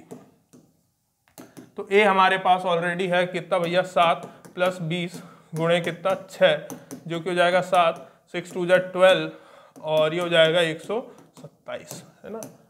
ये रही वो मिडिल टर्म है ना। 0 लगा दिए क्या, हाँ ढंग से लिख दें, कोई बोलेगा क्या लिख दिया सर 127, ठीक है। बहुत ही आसान था, कोई दिक्कत नहीं। नेक्स्ट क्वेश्चन, बहुत सारे क्वेश्चंस इसीलिए लाया मैं ताकि आप लोगों का बिल्कुल भैया दिमाग क्लियर हो जाए ना, बहुत ज़रूरी था। एपी आना चाहिए, इससे तो नंबर बिल्कुल आप खो नहीं सकते, अफोर्ड नहीं कर सकते। अच्छा, which term of this AP is the first negative term, इसमें भी एन वाला ही फॉर्मूला लगता है, ठीक। पहले तो ए बता दो, ए कितना है, तो ए 20 है, ठीक। डी निकाल लेते हैं, तो डी निकालने का क्या तरीका होता है, 4 9 जा 36 है ना, और 3 कैरी, फिर कितना भाई 4 1 जा 4 प्लस कितना 76, 76 + 1 77, ठीक है। तो ये लिखा हुआ है 77/4 है ना, ये क्या लिखा हुआ है 77/4 माइनस कितना 20 है ना, second term minus first term. अच्छा ये 0, इसको बराबर कर देते हैं इधर 4 और इधर क्या कर देते हैं 4, तो ये हमें कितना दे देगा भाई साहब, ये हमें दे देगा 77/4 माइनस का कितना 80/4। अब एलसीएम सेम है तो नीचे तो 4 आ गया और माइनस का आएगा, सही बात है कि नहीं, है ना, और ये बचा कितना माइनस का 3/4, तो डी आ चुका है माइनस का 3/4। ठीक है, डी यदि माइनस का 3/4 है तो सॉल्व करते हैं। अब फर्स्ट नेगेटिव टर्म निकालना है, यानी कि ये बताना है कि an लेस देन 0 कब होगा, an लेस देन 0 कब होगा।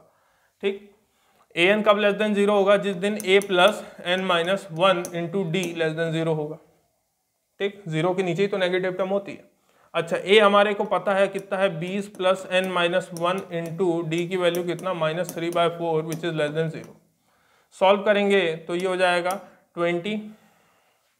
ठीक, अंदर मल्टीप्लाई कर रहा हूँ तो माइनस का 3n बाय कितना 4 और माइनस माइनस प्लस का कितना 3/4 इज लेस देन 0। माइनस का 3n/4 उधर जाएगा तो ये 20 प्लस 3/4 लेस देन 3n/4। ठीक है, इसको मल्टीप्लाई करेंगे तो ये कितना हो जाएगा भैया 4 2 ज़ा 8, है ना, 4 2 ज़ा 8, तो 83 बाय कितना लिखा हुआ है 4। लेस देन का मतलब ये है कि ये ऐसा लिखा हुआ है 3n/4, मैंने पलट के लिख दिया है ना, पलट के लिखा है। अच्छा, तो ये 4 से 4 क्या हो गया कैंसिल, तो 3n यहाँ पे 83, हालांकि काटा नहीं जाता है, इनइक्वालिटी में कभी नहीं काटा जाता है ना, मैं यहाँ पे ये सिर्फ समझा रहा हूँ, 4 को उधर भेजा गया है, या फिर ये भी नहीं बोला जाएगा 4 को भेजा गया है, दोनों तरफ 4 का मल्टीप्लाई किया गया है ना, वैसे ही करा देता हूँ ना बच्चे, कई लोग बोलेंगे सर ये क्या ही बता रहे हो। तो देखो मैं क्या कर रहा हूँ, दोनों तरफ 4/3 का मल्टीप्लाई कर रहा हूँ, किसका 4/3 का मल्टीप्लाई। ठीक, यहाँ पे ऐसा लिखा हुआ है, मेरे ख्याल से यदि समझ में आ गया हो तो अच्छी बात है। 4/3 का मल्टीप्लाई, तो ये 4 से 4 कैंसिल, और ये 3 से 3 गया, ये 4 से 4 गया, अब कैंसिल हो रहा है ना। मैं जानता हूँ वो सर वो तो सेम ही है, नहीं सेम नहीं, ऐसा सेम नहीं है। ठीक, कई बार आप जब आगे पढ़ेंगे तो आपको फिर इसमें समस्या होने लगेगी। ये हो जाएगा कितना 83/3। ठीक, 83/3 सॉल्व कर लेते हैं भैया। तो n इज ग्रेटर देन कितना 3 2 जा 6, है ना, बचा 2, तो 3 7 जा 21, 27 फिर पॉइंट में आने लग जाएगा 27, 2 बचा, तो 3 6 जा 18, है ना, ये अप्रॉक्स इतना मान लेते हैं। तो ये तो डेसिमल वैल्यू है। ठीक, तो इससे बड़ी इंटीजर वैल्यू कौन सी होगी, तो आप बोलेंगे भाई साहब फिर n यदि 27.6 से बड़ा हो तो यहाँ पे होगा 27, यहाँ पे कहीं पे होगा 27.6। ठीक, यहाँ पे अगला जो नंबर आएगा 27.6 से बड़ा नंबर जो मिलेगा पहला वो होगा 28। ठीक, तो n मेरे लिए क्या होगा 28 हो जाएगा। तो 28वीं टर्म मेरे लिए इस सीरीज की पहली नेगेटिव टर्म होगी। 28th term will be my first negative term. 28th term will be the first negative term of AP, of given AP. ठीक, इस तरीके से सॉल्व करना आना चाहिए। नेक्स्ट क्वेश्चन, अगला क्वेश्चन आपके सामने रहा, find the 10th term from the end of the AP. तो आपन ने इसके लिए भी फॉर्मूला देखा था, याद होगा, है ना, 10th term from the end निकालने का तरीका था L minus n minus 1 into d. ठीक, जहाँ पे हमें पता है भैया कि d की वैल्यू कितनी है 9 माइनस 4 जो कि कितनी आ जाएगी 5। ठीक, और L की वैल्यू कितनी है, L की वैल्यू है 254, तो वैल्यू सब्स्टिट्यूट करेंगे 254 माइनस, है ना, और n की वैल्यू कितनी है, n की वैल्यू 10 है, तो ये हो जाएगा 10 माइनस 1। ठीक, और d की वैल्यू अपन ने अभी निकाली कितनी 5। ठीक, ये कैलकुलेट हो गया, तो 254 माइनस का 9 इंटू 5, तो 254 माइनस 9 5 45, तो 54 में से 45 गए, 9 बचे, यानी कि 209। ठीक, तो ये आपकी 10th term from the end है, 10th term from the end. ठीक, ये निकाल दिया आपने। खत्म हो गया। नेक्स्ट क्वेश्चन देखिए, ये है if a b c are in AP, a b c किस में है, एपी में है, तो हमें पता है क्या करना है। तो यदि ए बी सी एपी में है तो बी माइनस ए किसके बराबर होगा, सी माइनस बी के बराबर होगा, है ना, are in AP. Then prove that this one are also in AP, तो ठीक है, तो 1 अपॉन में ये जो भी लिखा हुआ है root c plus root a, है ना, ये गिवन है कि यदि ऐसा कुछ है तो एपी कहलाता है, ऐसा कुछ है तो एपी कहलाता है। अब वो प्रूफ करना है, तो प्रूफ करने के लिए इसको ले लेते हैं, root c plus root a minus root b plus root c किसके बराबर आएगा, 1 upon root a plus root b minus 1 upon root c plus root a. ठीक है, चलिए क्रॉस मल्टीप्लाई करके देख लेते हैं, और क्या ही करेंगे इसमें, और तो कुछ नहीं करना है ना, क्रॉस मल्टीप्लाई करते हैं। तो ये दे देगा कितना, root b plus root c minus का root c minus root a upon में, हाँ, और ये हो जाएगा root c plus root a और root b plus root c, plus का रूट सी माइनस का रूट सी कैंसिल भी हो रहा है ना, ये भी cancel, is equals to root c plus root a minus का रूट ए माइनस का रूट बी, ये कैंसिल हो रहा है, ठीक, और ये root a plus root B और रूट सी प्लस रूट ए। अच्छा करते हैं कुछ, तो root b minus root a upon में इधर दिया हुआ है, इसको कुछ किया जा सकता है क्या, रूट बी सी, ठीक है, root c plus root a bracket में लिया और root b plus root c is equals to, या LHS RHS लेके भी सॉल्व कर सकते थे, ऐसी कोई समस्या नहीं है, ठीक, ये हो जाएगा रूट सी माइनस का root b upon root a plus root B और रूट सी प्लस रूट ए ना, ऐसे ही, ठीक है ना। देखो इसके आगे भाई सॉल्व करते जाओ, थक गए किया आपने, तो आप देखिए क्या कर सकते हैं, root c plus a cancel, बचा हुआ है भैया root b minus root a upon में root b plus root c minus root b upon में root a plus root b. Cross multiply करेंगे तो ये ऐसे लिख रहा हूँ, root b minus root a, है ना, और ये root a plus b, root b को root b plus root a लिख रहा हूँ, तकलीफ नहीं हो रही होगी। यहाँ पे भी इस तरीके से लिख रहा हूँ, root c plus root b, अंदर ही अंदर उनका तो पोजीशन चेंज कर ही सकता हूँ, root c minus root B, ठीक, तो ये ए स्क्वायर माइनस बी स्क्वायर का फॉर्मूला बन गया, ठीक, तो ये हमारे पास कितना हो जाएगा, ये हो जाएगा रूट बी का स्क्वायर यानी कि बी माइनस रूट ए का स्क्वायर यानी कि ए, ये हो जाएगा रूट सी का स्क्वायर यानी कि सी माइनस रूट बी का स्क्वायर यानी कि बी, ठीक, और ऐसा जब भी दिखाई दे बी माइनस ए बराबर में सी माइनस बी, तो इसका मतलब दिस इम्प्लाइज क्या, है ना, यहाँ पे नहीं लिखेंगे कि दिस इम्प्लाइज जो गिवन था 1 अपॉन में रूट बी प्लस रूट सी, 1 अपॉन में root c plus root a और 1 अपॉन में root a plus root b, ये किस में है, एपी में है, ठीक, ये खत्म हो गया, हेंस प्रूव्ड। नेक्स्ट क्वेश्चन अगला क्वेश्चन, if in an AP the sum of 3 terms is -3, तो 3 टर्म्स तो पहले फुर्सत में क्या, लेट a माइनस डी, है ना, एक तो a माइनस डी हो जाएगा, एक a हो जाएगा और एक a प्लस डी हो जाएगा। इन तीनों टर्म्स का जो सम है ना, इन तीनों टर्म्स का जो सम है वो सरकार दे के रखी है कितना, -3, minus D plus D cancel हो जाएगा, ये हो जाएगा 3a बराबर का -3 यानी कि a बराबर का कितना, -1, ठीक, एंड द प्रोडक्ट इज 8 यानी कि ए माइनस डी और ए प्लस डी कितना है, 8 के बराबर है। A minus d a plus d ये हो जाएगा ए स्क्वायर माइनस का डी स्क्वायर, ठीक। और यहाँ पे ए लिखा हुआ है इज इक्वल्स टू 8।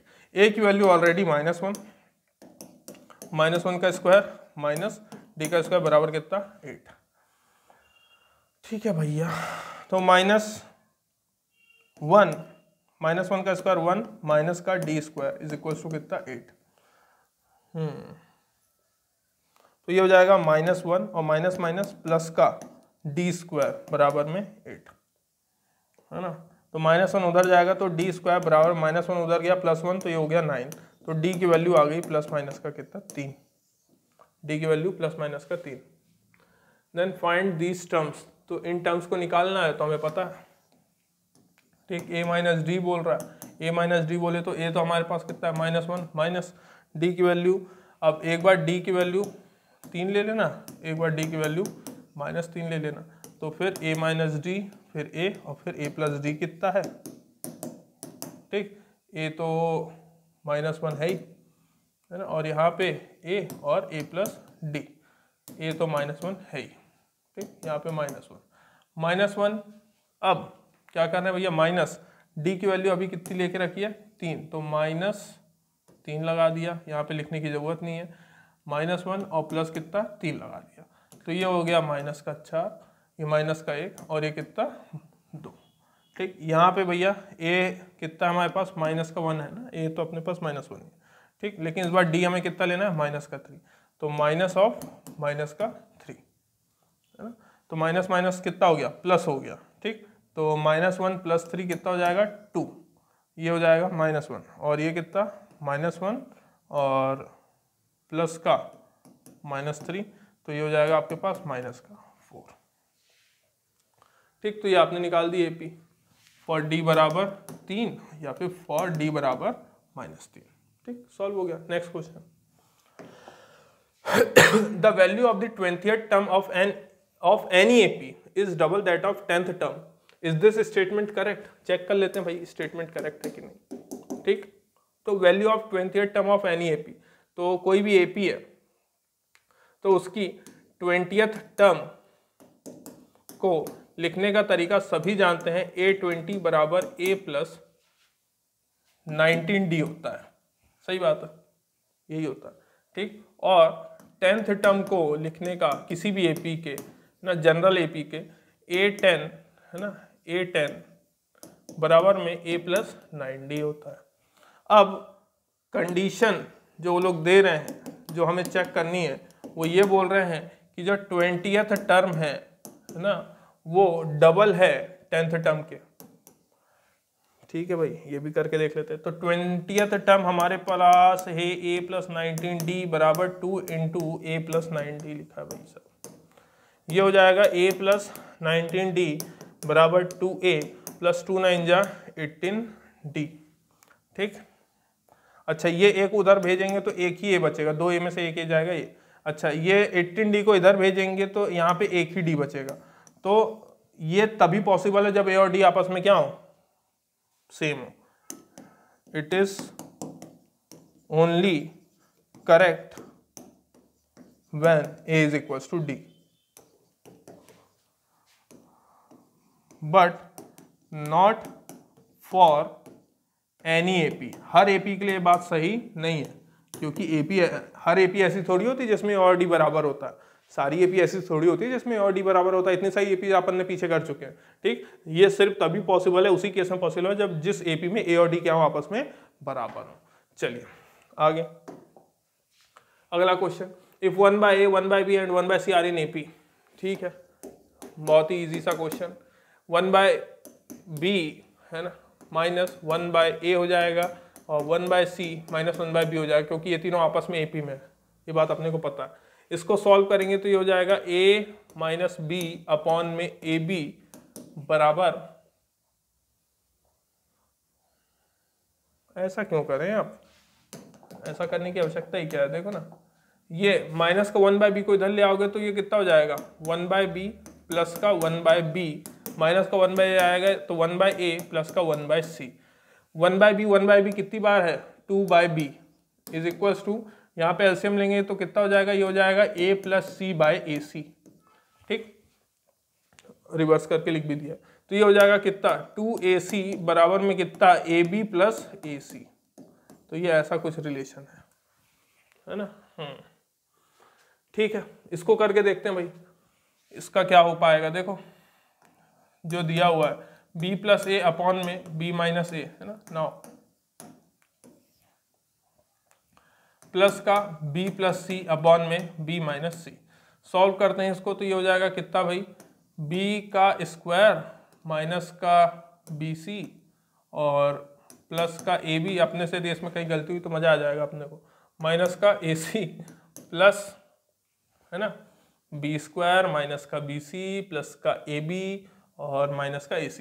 ये हो जाएगा कितना, b² है ना प्लस का bc है ना माइनस का ab और माइनस का ac। और नीचे भैया जो चल रहा है उसको भी ले लेते हैं, सेम है क्या, कोई सेम नहीं है, मतलब मल्टीप्लाई करना पड़ेगा, कर देते हैं। b² माइनस का bc माइनस का ab माइनस माइनस प्लस का ac। ठीक है, कुछ कैंसिल हो रहा है, हाँ प्लस ab और माइनस ab कैंसिल, अरे वाह, माइनस का bc प्लस का bc भी कैंसिल। अच्छा अब ये नहीं हो रहा, ठीक है, b² + b² हो गया 2b² और माइनस का ac हो गया माइनस का 2ac। नीचे b² ac तो मिल रहा है पर ये bc - ab क्या कह रहे हैं। देखिए माइनस साइन यदि कॉमन लेते हैं है ना, माइनस साइन, तो ये हो जाएगा ab + bc और प्लस का कितना ac है ना, और ab + bc की जगह क्या लिखा जा सकता है, 2ac। तो ये हो जाएगा, और इन दोनों से 2 कॉमन निकाल रहा हूं तो b² माइनस का ac है ना, b² माइनस का ac, और यहाँ पे b² माइनस यहाँ पे क्या लिखा जा सकता है, ac, वो भी कौन सा, 2ac, तो ये 2ac लिख दिया प्लस का ac। ठीक, तो ये देखिए सॉल्व हो गया अपने पास, b² माइनस का ac। नीचे -2ac में से एक ac जाएगा तो सिर्फ एक ac ही बचेगा, वो भी माइनस का, ये दोनों क्या हो गए, कैंसिल। Final answer 2। तो इस चीज का फाइनल आंसर कितना भाई साहब, क्वेश्चन मार्क नहीं है, इस चीज का आंसर है 2। ठीक, आसान था है ना, ये रिलेशन इस तरीके से हुआ। नेक्स्ट क्वेश्चन, बस थोड़ा सा और बचा। Find the term of the AP which is a cube of itself. देखिए find the term of the AP, इस एपी की ऐसी कौन सी टर्म होगी जो कि खुद ही का क्यूब होगी। जैसे मान लो ये अभी थर्ड टर्म है, ऐसे ही फिर फोर्थ आएगी, फिर फिफ्थ आएगी, लेकिन दिख रहा होगा है ना धीरे धीरे वैल्यूज आप कैसे इनकी है ना जो भी है, तो वो खुद का क्या होनी चाहिए, क्यूब होनी चाहिए। ऐसी कोई एपी में ऐसी टर्म होगी जो कि खुद का क्यूब होगी। मान लो इसकी कोई टर्म आ रही हो, एक एजम्पशन है ना, जरूरी नहीं इसी में आ रहा हो, मान लो कहीं पे आ रहा हो कौन सा ले लें, 343, यहाँ कहीं पे 343 आ रहा हो आगे पीछे कहीं पे भी, ठीक, और जो 343 आ रहा है वो किसका क्यूब होता है, 7 का क्यूब होता है। और हम बोल रहे हैं कि मान लो यहाँ कहीं पे यदि 343 आ रहा है लिखा है, तो जब ऐसे काउंट करेंगे first term, second term, third term, तो वो 7वीं टर्म होगी, और 7वीं टर्म खुद का ही क्यूब होगी। समझ में आया, तो ऐसी कोई टर्म हमें निकाल के दिखानी। तो देखिए यहाँ पे तो वो तो एजम्पशन बताया सही है ना, कि किस तरीके से समझना है क्वेश्चन क्या कह रहा है। तो let the number be x, ऐसा वो जो नंबर होगा वो नंबर क्या होगा, एक्स।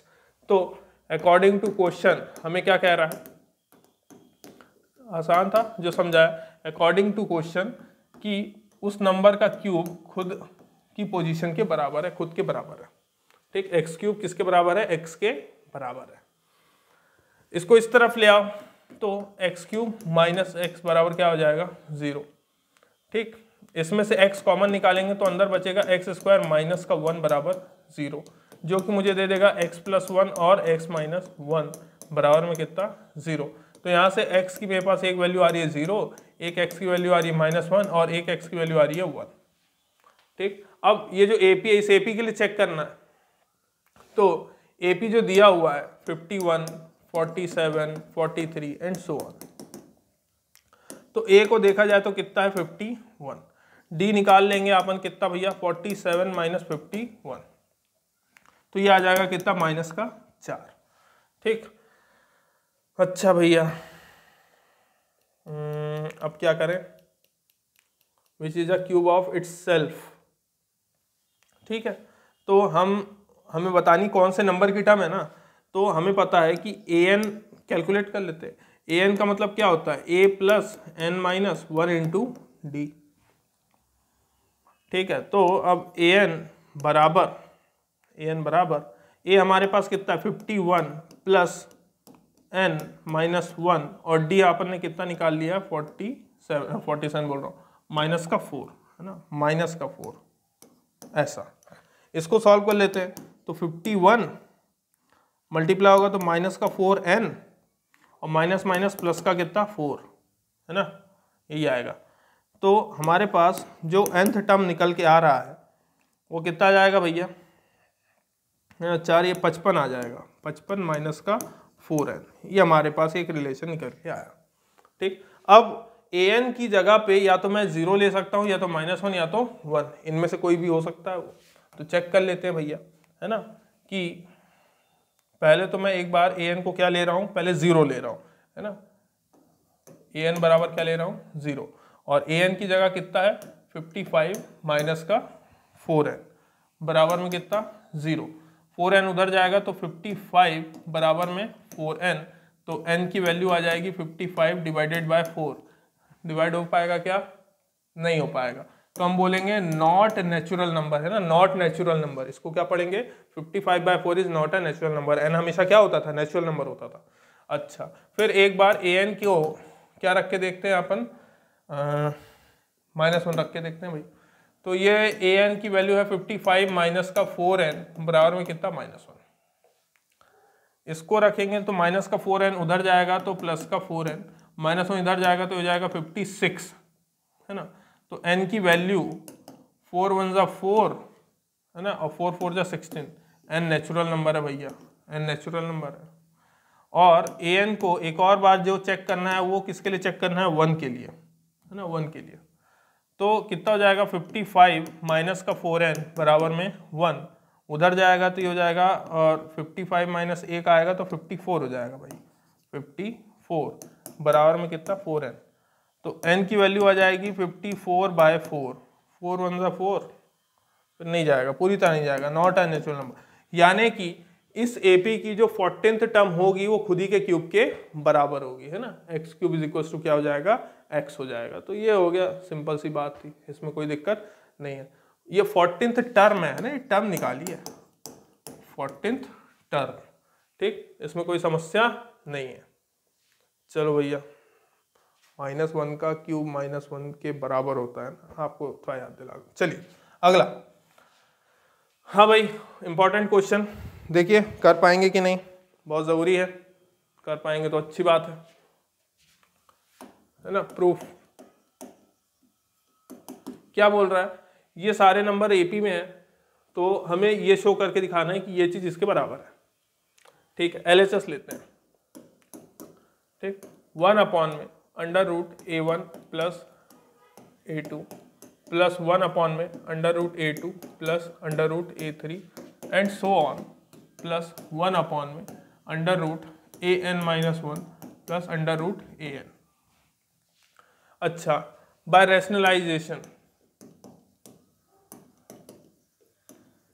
रैशनलाइजेशन, जिसको समझ में आया, हालांकि मुझे स्टेप लिखनी नहीं चाहिए, बहुत ही बकवास सी स्टेप है, पर फिर भी मैं लिख दे रहा हूँ, है ना। कॉन्जुगेट से मल्टीप्लाई करते हैं, मल्टीप्लाई और डिवाइड इस तरीके से, ये लीजिए मैं लिख दे रहा हूँ ताकि किसी को दिक्कत ना आए यार, क्योंकि है तो एक तरीके से रिवीजन क्लासेस ही, क्रैश कोर्स तो नाम है, चल तो आपका रिवीजन ही रहा है ना। तो ये ऐसा कुछ,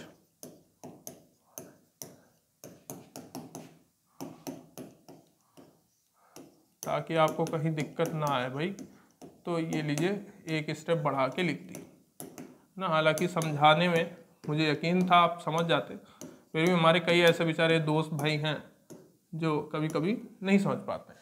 ठीक है, रैशनलाइजेशन तो आपको पता है ये A + B और A - B का फॉर्म ले लेंगे, ना। रैशनलाइजेशन में हमेशा यही होता है, ए प्लस बी और ए माइनस बी का फॉर्म ले लेंगे नीचे वाले।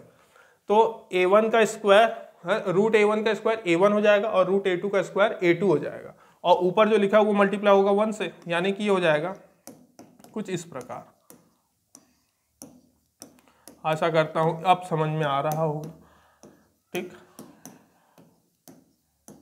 है ना। a2 minus a3 and so on, ये an माइनस 1 माइनस का रूट an है ना, अपॉन में an माइनस 1 माइनस का an। अच्छा, ये नीचे वाले सब नंबरों से यदि मैं माइनस साइन कॉमन निकालूं तो ये वाला नेगेटिव हो जाएगा और ये वाला पॉजिटिव हो जाएगा, तो माइनस साइन बाहर निकाल रहा है ना, माइनस साइन। तो root a1 minus root a2 upon में हो जाएगा a2 माइनस का a1 plus root a2 minus root a3, ये हो जाएगा a3 minus a2 and so on, plus है ना, नीचे वाले से निकाला है अपन ने, तो मेरे ख्याल से किसी को समस्या नहीं होनी चाहिए, an माइनस 1। अच्छा, क्या लगता है नीचे वाले सब कॉमन डिफरेंस है, क्यों? क्योंकि ये सारे नंबर किसमें है, एपी में है। यदि ये सारे के सारे नंबर एपी में है तो हमें पता है कि भाई साहब हमें सरकार ने ऑलरेडी इसके बहाने ये दे दिया है कि a2 माइनस a1 करो, चाहे ये आप क्या बोलते हैं a3 माइनस a2 करो, चाहे आप an माइनस 1 करो, ये सब किसके बराबर आएंगे, कांस्टेंट नंबर d के बराबर आएंगे। तो ये सारे क्या लिखे हैं, d, ये भी d है, ये भी d है, ये भी d, और ये सब क्या आपस में सेम। तो मैं माइनस का 1/d बाहर ले रहा हूँ, ठीक। अंदर जो बचा है उस पर बात कर लेते हैं। अंदर ऐसा कुछ बचा ना, नीचे वाले तो सब d लिखे हुए थे, a2 माइनस का a3 है ना, an माइनस 1 और माइनस का रूट an। अच्छा देखो, minus a2 plus a2 minus a3 और ऐसे ही प्लस a3। अरे बात समझ में आई कि नहीं? अच्छा, तो जा देखो, पॉजिटिव नंबर के पहले उसका नेगेटिव नंबर दिया हुआ है, ठीक। तो उसी प्रकार से पॉजिटिव नंबर से पहले नेगेटिव नंबर दिया हुआ है, पॉजिटिव नंबर के पहले यहाँ कहीं उसका नेगेटिव नंबर दिया होगा, ठीक। तो यहाँ पे बचा है माइनस का 1/d, और ये जो भी लिखा हुआ है रूट a1 माइनस का रूट an। माइनस साइन और d को अंदर मल्टीप्लाई जैसे ही करूँगा तो ये हो जाएगा कितना, रूट an माइनस का रूट a1 अपॉन में कितना भाई साहब d, ठीक। रैशनलाइजेशन फिर से कर रहा हूँ, है ना, इसी स्टेप में किसका, root an plus root a1 upon में root an plus root a1। जैसे ही रैशनलाइजेशन करूँगा यह क्या हो जाएगा भैया, ये ऊपर वाला बंदा हो जाएगा कितना, an माइनस a1 है ना, और अपॉन में कितना आ जाएगा d times root an plus root a1, है ना। इस तरीके से, इनमें दिक्कत नहीं हो तो अच्छी बात है, ठीक है, कोई दिक्कत नहीं। अच्छा, अब ये जनरल टर्म, तो जनरल टर्म यहाँ पे लिख देता हूँ। इस an को, है ना, यदि मैं फर्स्ट टर्म के हिसाब से लिखूँ तो an को यदि जब मैं ओपन करूँगा ना an को, तो an में कैसे लिखूँगा, a1 plus n minus 1 into D. अरे यही लिखूँगा ना, क्योंकि फर्स्ट टर्म क्या है, a1 है, फर्स्ट टर्म a1 है, तो फर्स्ट टर्म a1 ही लिखूँगा वहाँ पे। तो इसकी जगह पे, इस an की जगह पे क्या लिखने जा रहा हूँ, a plus n minus 1 into D, है ना, a plus n minus 1 into D, और ये a1 है, ठीक। और माइनस का कितना, a1 अपॉन में ये जो चल रहा है d root an plus root a1। अच्छा, प्लस का a1 माइनस का a1 कैंसिल। ये देखा जाए यदि तो ये बचा हुआ है कितना, n माइनस 1 और मल्टीप्लाई बाय d अपॉन में भी d, और ये root an plus root a1। ये d से ये d भी कैंसिल, तो अपन ने क्या ला दिया, n माइनस 1 अपॉन में root an plus root a1, जो कि किसके बराबर है, RHS के बराबर है। LHS लेके चले थे, किसके बराबर ले आए, RHS के बराबर ले आए, हेंस प्रूव्ड, ठीक। ये आपके लिए क्वेश्चन, ठीक, अच्छा क्वेश्चन था मेरे ख्याल से। और आज का आखिरी क्वेश्चन, चलिए इसको भी कर लेते हैं। ठीक, if 10th and 20th term of an AP be 1/20 and 1/10 respectively, then find the 200th term of an AP। ये तो बहुत ही आसान सा क्वेश्चन है।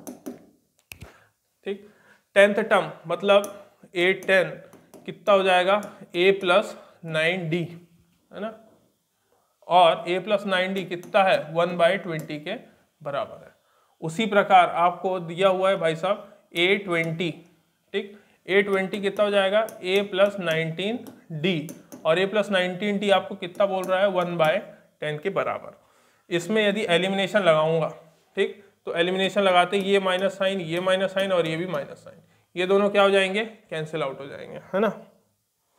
अच्छा, तो 19d और 9d कितना बचेगा, माइनस का 10d। ठीक है ना। अच्छा, इसको सॉल्व करने का क्या तरीका भैया, देखो 1/20 माइनस का कितना है 1/10, तो 2 का मल्टीप्लाई ऊपर नीचे करेंगे तो ये हो जाएगा 1/20 माइनस का 2/20, यानी कि 1 माइनस 2/20। दुनिया वाले बोलेंगे भाई साहब माइनस 1/20, तो यहाँ पे आ रहा है माइनस का 1/20, माइनस से माइनस साइन कैंसिल, तो d की वैल्यू आ जाएगी 10 मल्टीप्लाई में जाएगा तो d की वैल्यू आ जाएगी 1/200, 1/200। ठीक, ये आ गई d की वैल्यू। अब a की वैल्यू निकाल लेते हैं इसी में किसी में रख के, है ना।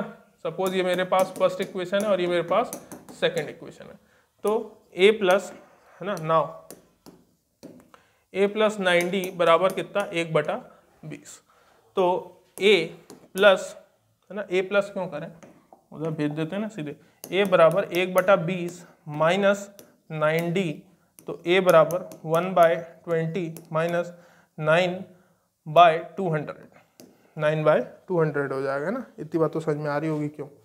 इसमें कितने का मल्टीप्लाई करना पड़ेगा, 10 का मल्टीप्लाई करना पड़ेगा, है ना, इसमें भी 10 का, तो a बराबर कितना 10 में 100 हो जाएगा तो 1 बचेगा, और नीचे आ गया कितना 200, तो a और d कितना आ गया है, दोनों ही आ चुका है।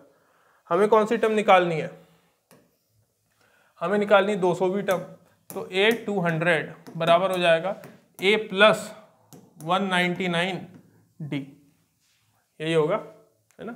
एक कम, a की वैल्यू हमारे पास 1/200 प्लस 199/200, ये हो जाएगा कितना भाई साहब 200/200, तो भैया a 200वीं जो टर्म होगी वो कितनी आएगी 1। ठीक, तो आशा करता हूँ आपको ये लेक्चर पसंद आया होगा, समझ में आया होगा। समझ में आया तो शेयर करिए, ज़्यादा से ज़्यादा शेयर करिए ताकि ज़्यादा से ज़्यादा बच्चों की हेल्प हो पाए। ठीक, और लाइक करना ना भूलिए, है ना। Thank you.